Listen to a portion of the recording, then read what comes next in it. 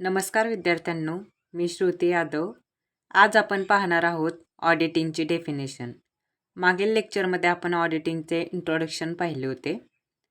तर ह्या लेक्चरमध्ये आपण ऑडिटिंगची डेफिनेशन व त्यासोबत ऑडिटिंगचे ऑब्जेक्टिव्ह देखील पाहणार आहोत.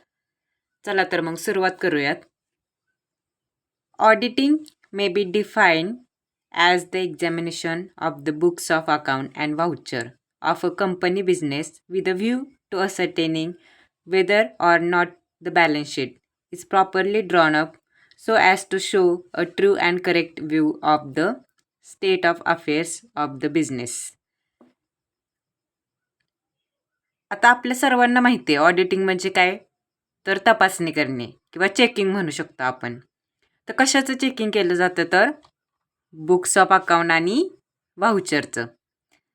आणि आपल्याला एखाद्या व्यवसायाची अवस्था कशी आहे, म्हणजे तो व्यवसाय प्रॉफिटमध्ये आहे की लॉसमध्ये आहे, ते कशावरून समजतं, बॅलन्स शीटवरून. मग ते ट्रू आणि करेक्ट आहे का, ते कधी समजणार ऑडिटरला, जेव्हा ऑडिटर अकाउंट चेक करेल, व्हाउचर चेक करेल, बॅलन्स शीट देखील चेक करेल, तेव्हाच त्याला समजणार की ह्या सगळ्या गोष्टी ट्रू म्हणजे बरोबर आणि अत्यंत अचूक आहेत. मग ह्या सगळ्या गोष्टींना एकत्रितपणे आपण काय बोलतो, तर ऑडिटिंग असं म्हणतो. ठीक आहे, सर्वांच्या लक्षात आली डेफिनेशन.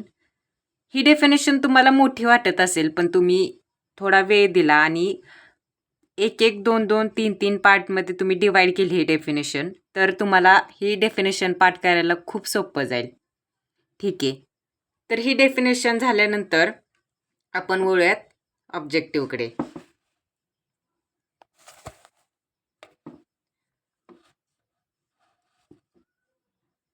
तर ऑब्जेक्टिव्ह ऑफ ऑडिटिंगमध्ये त्यांनी 2 ऑब्जेक्टिव्ह दिलेले आहेत. पहिला आहे प्रायमरी ऑब्जेक्टिव्ह आणि सेकंड आहे सेकंडरी ऑब्जेक्टिव्ह.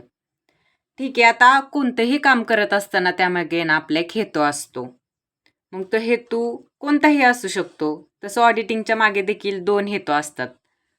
प्रायमरी हेतू कोणता असतो, ज्याला आपण प्रायमरी ऑब्जेक्टिव्ह म्हणतो, तो म्हणजे examination of account, verification of financial statement.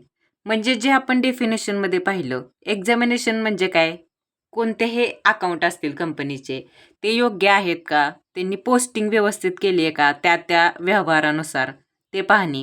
आणि व्हेरिफिकेशन ऑफ फायनान्शियल स्टेटमेंट म्हणजे काय, की तुम्ही ज्या गोष्टी दाखवत आहात फायनान्शियल स्टेटमेंटमध्ये किंवा बॅलन्स शीटमध्ये, त्या खरोखर तुमच्या व्यवसायात आहेत का. मशिनरी दाखवताय, फर्निचर दाखवताय तुम्ही, मग ते प्रत्यक्षात आहेत का तुमच्या बिझनेसमध्ये, ते पाहणे. त्याला आपण काय म्हणतो, व्हेरिफिकेशन म्हणतो. आणि सेकंडरी ऑब्जेक्टिव्ह काय, तर detention and prevention of fraud. Detention म्हणजे शोधून काढणे आणि प्रिव्हेन्शन म्हणजे त्याच्यावरती उपाय शोधणे. आणि फ्रॉड म्हणजे काय, की तुम्ही आता ऑब्विसली ऑडिटरचं कामच काय असतं, की व्यवसायामध्ये एखादा फ्रॉड होत असेल, चुकीचा व्यवहार होत असेल, तर ते शोधून काढणे आणि प्लस त्याच्यावरती करेक्शन सांगणे किंवा ॲडवाईस देणे. मग कोणाला पण ॲडवाईस देऊ शकतो तो. इथे दिले ॲडवाईस टू मॅनेजर. आता मॅनेजरकडे बऱ्यापैकी जबाबदारी असते, मग त्या व्यक्तीला ॲडवाईस देऊ शकतो ऑडिटर, की तुम्हाला ह्या ह्या गोष्टींमध्ये करेक्शन करायची गरज आहे म्हणून. ओके, तर आता आपण डीपमध्ये पाहूयात की प्रायमरी ऑब्जेक्टिव्ह म्हणजे काय आहे ते. तर इथे त्यांनी दिलंय, the main purpose of audit is to determine and जज the reliability of the financial statement. रिलायबिलिटीचा अर्थ काय होतो रे, योग्यता. म्हणजे तुम्ही ज्या गोष्टी फायनान्शियल स्टेटमेंटमध्ये दाखवत आहात, ॲसेट एवढ्या आहेत आमच्या, लायबिलिटी एवढी आहे, त्या खरोखर आहेत का, प्रत्यक्षात त्या गोष्टी आहेत का. त्यानंतर दिले त्यांनी the supporting accounting records for a particular financial period. म्हणजे तुम्ही जे रेकॉर्ड ठेवताय अकाउंटिंगचे त्या वर्षीचे, ते एखाद्या मेथडनुसार तुम्ही ठेवत असणार, कोणतीही मेथड तुम्ही वापरा, पण जी कोणती मेथड तुम्ही वापरणार आहात ना, ती मेथड तुम्ही योग्य प्रकारे वापरताय का, किंवा एकाच मेथडने तुम्ही तुमचे सगळे व्यवहार करताय का. उदाहरणार्थ, एखादे पैसे आपल्या अकाउंटमध्ये आले तर आपण त्याला डेबिट देणार आणि अकाउंटमधून गेले तर क्रेडिट देणार. मग असे तुम्ही व्यवहार करताय का, हे पाहण्याचं काम कोणाचं असतं, ऑडिटरचं असतं. आणि हे तो प्रायमरी ऑब्जेक्टिव्हमध्ये करत असतो. म्हणजे हा पहिला हेतू असतो तो ऑडिटरचा, सगळे रेकॉर्ड पाहणे. त्यात ह्या मेथडनुसार केलेत का ते. यामध्ये अजून त्यांनी माहिती दिली आहे बघा. The companies act 1956 requires that the auditor of a company has to state whether, in his opinion, the account disclose a true and fair view of the state of company's affairs. आता company act आपल्याला माहिती आहे. जुना act किती सालातला 1956 आणि नवीन कायदा कधी आला तर 2013मध्ये. हे दोन्ही तुम्ही ॲक्ट लक्षात ठेवा. रिक्वायर्स म्हणजे काय, इथे लिहिले गरजेचे. का गरजेचे ह्याच्यामध्ये ऑडिटर असणं, की तो काय करतो, ओपिनियन देतो अकाउंटवरती आणि सांगतो की तुमचं जे अकाउंट तुम्ही तयार केले ना, स्टेटमेंट तुम्ही तयार केले ते बरोबर आहे का. आणि त्याला सगळी माहिती असते. ऑब्वियसली ती व्यक्ती CA क्वालिफाय झालेली असते. म्हणजे तुम्हाला माहिती आहे ही CA एक्झाम म्हणजे त्याची लेवल किती हार्ड असते. ती एक्झाम क्वालिफाय होऊन मग ती व्यक्ती ऑडिटर बनत असते. त्यामुळे त्या व्यक्तीचा पॉईंट ऑफ व्ह्यू आणि प्रत्येक गोष्टीकडे पाहण्याचा दृष्टिकोन हा इतर व्यक्तींपेक्षा खूप वेगळा असतो. मग त्यामुळे ह्या सगळ्या गोष्टी ऑडिटर काय करत असतो, त्याच्या प्रायमरी ऑब्जेक्टिव्हमध्ये इन्क्लूड करत असतो. ओके, आय होप तुम्हाला डेफिनेशन आणि प्रायमरी ऑब्जेक्टिव्ह व्यवस्थित समजले असतील. आता वळूयात आपल्या शेवटच्या पॉईंटकडे.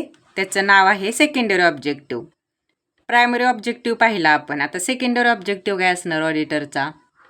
An auditor has to examine the books of account and the relevant document in order to report on the business. Okay, in the process of such an investigation of account. आता secondary ऑब्जेक्टिव्हमध्ये त्यांनी काय सांगितले, दोन्ही पण एकसारख्याच concept आहेत. फक्त secondary ऑब्जेक्टिव्हमध्ये काय की ऑडिटर डॉक्युमेंट्स पण चेक करतो. काही जे असे कंपनीशी रिलेटेड डॉक्युमेंट असतात त्यांचे, आपण म्हणू शकतो त्याला सिक्रेट डॉक्युमेंट असतात त्यांचे, ते देखील तो चेक करू शकतो, जे की त्यांना कंपनीच्या लोकांना, बाहेरच्या लोकांना दाखवता येत नाहीत.